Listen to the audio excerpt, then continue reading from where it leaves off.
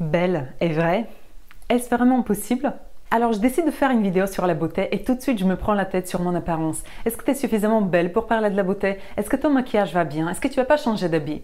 Et le temps que je préoccupe mon espace mental à résoudre la question sur mon apparence, je ne suis pas en train de réfléchir au contenu que j'ai à vous diffuser. Quel est le piège de la beauté et comment maîtriser ce pouvoir humain qui, lorsqu'il est bien appliqué, ça nous aide à avancer et lorsqu'on se fait coincer dedans, qu'on soit beau ou pas, on est coincé et on n'avance pas. Pendant des années, je prenais pas soin de mon apparence. Je me laissais aller, je mettais les vêtements presque les mêmes tous les jours. Je me disais non mais c'est pas important pour toi de paraître belle. Et j'avais associé la beauté égale à quelque chose de mal, alors que l'intellect égale quelque chose de bien. Et je me forçais de manière pas naturelle, mais vraiment forcée, à développer mon intellect tout en essayant de m'éloigner de toute trace de beauté qui pourrait transparaître dans mes conversations ou dans mon apparence. Quelque part, je cherchais à m'éloigner de ce que j'étais vraiment. Je cherchais pas à mettre en avant certains de mes atouts. Et j'ai constaté que j'étais pas la seule à vivre ce piège. Alors voyons de peu près où est-ce qu'il est le problème de la beauté. Si vraiment il y en a un. Le problème c'est pas d'être belle ou beau. Le problème c'est de croire que c'est le seul argument de conviction qu'on pourrait avoir.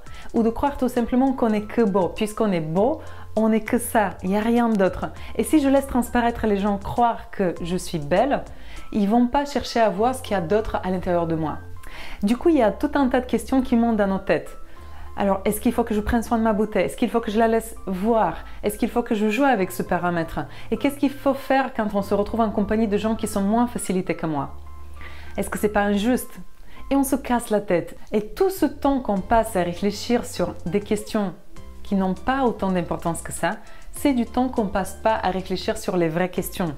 Sur les questions de comment se sentir bien avec les autres et comment leur permettre de se sentir eux aussi bien. Alors, la beauté, c'est un de nos pouvoirs. On ne peut pas se cacher les yeux devant ça. C'est comme tout type de pouvoir qu'on a. On a l'intellect. Pour certains, il y a des talents artistiques qui sont développés. Pour d'autres, il y a la voix qui est naturellement musicale. Chacun de nous a ses propres talents. Et chacun de nos talents, c'est un pouvoir de notre vie. Lorsqu'on le développe, ça nous permet de faciliter nos vies. Et à chaque instant, quand on parle de pouvoir, il y a la question de la domination qui vient. Donc il y a beaucoup de personnes qui sont facilitées physiquement, qui sont d'apparence belle et qui ont peur de dominer les autres rien qu'en faisant transparaître leur beauté. Et on cherche à se mentir à soi et aux autres en disant qu'on est tous pareils. Non, on n'est pas tous pareils. En termes d'apparence, on n'est pas pareil. En termes de talent, on n'est pas pareil. On n'a pas les mêmes forces et les mêmes faiblesses. Mais quand on plonge au cœur d'un être humain, on est tous pareils. Dans le cœur, il n'y a qu'un seul besoin qui compte. C'est le fait d'aimer et d'être aimé. Dans le cœur, on s'en fout des apparences. On s'aime tel qu'on est et on aime les autres pour ce qu'ils sont. Dans le cœur, on est conscient de nos forces et de nos faiblesses. Et on est conscient que les autres également ont des forces et des faiblesses. Et c'est ça qui rend belle l'humanité, parce qu'on est tous complémentaires les uns aux autres. Et on a chacun à apporter quelque chose à l'autre. C'est ce qui nous lie les uns les autres. Donc tant mieux qu'on n'a pas tous les mêmes talents. Mais dans le cœur, tous le même besoin. Et c'est ce besoin qui crée la connexion entre nous. Dans mon cœur, être belle ou pas n'a aucune importance. Parce que pour la vie, il n'y a pas ce type de jugement.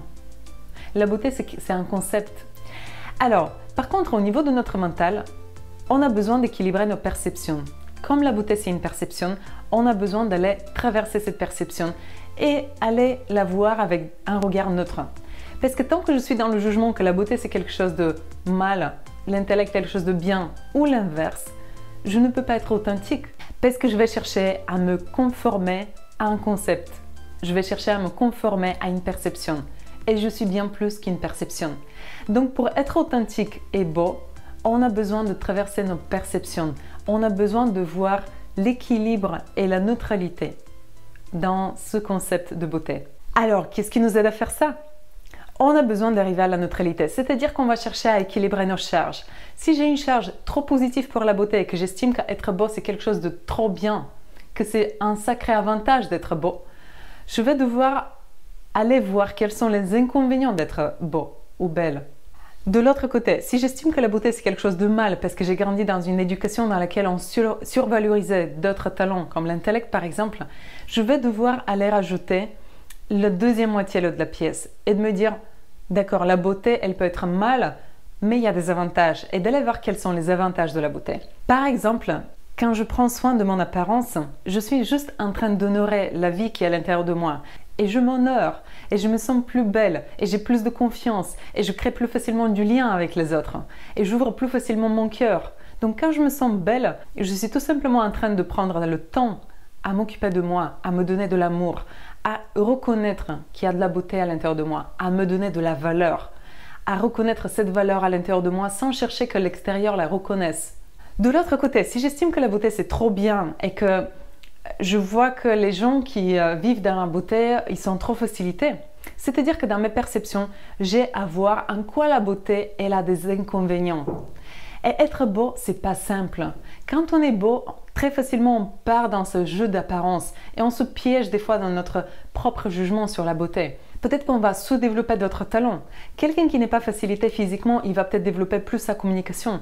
Mais quand on est facilité en termes d'apparence physique, on n'a pas forcément besoin de convaincre les autres avec des mots. Des fois, juste l'apparence est suffisante. Donc du coup, on peut être très beau et coincé dans sa communication et ne pas pouvoir s'exprimer. Donc il y a des inconvénients d'être beau. Et quelqu'un de beau a besoin de dépasser ces inconvénients pour aller vivre une vie authentique. Parce que s'il se base que sur la beauté, il va vivre de temps une vie pas authentique que celui qui se base que sur l'intellect. Donc l'exercice il est simple, je me mets à lister, si je me reconnais plus dans la catégorie qui juge la beauté comme quelque chose de mal, je me mets à lister des avantages d'être beau. Si je me reconnais dans la catégorie où je juge que la beauté étant bonne ou trop bonne, je me mets à lister des inconvénients d'être beau ou belle.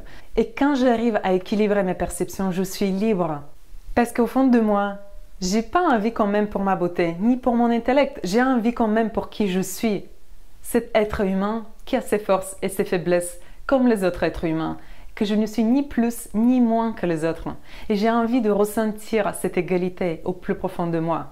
Et j'ai envie de faire ressentir aux autres qu'on est égaux, pour qu'ils puissent se sentir également rassurés et en confiance d'être qui ils sont vraiment, eux aussi des êtres humains avec des forces et des faiblesses. Alors faites l'exercice. Je suis sûre que ça va faire des résultats pour vous. Je suis sûre que ça va vous aider à traverser cette perception et d'aller au-delà du visible. Et comme il disait le Petit Prince, l'essentiel est invisible pour les yeux.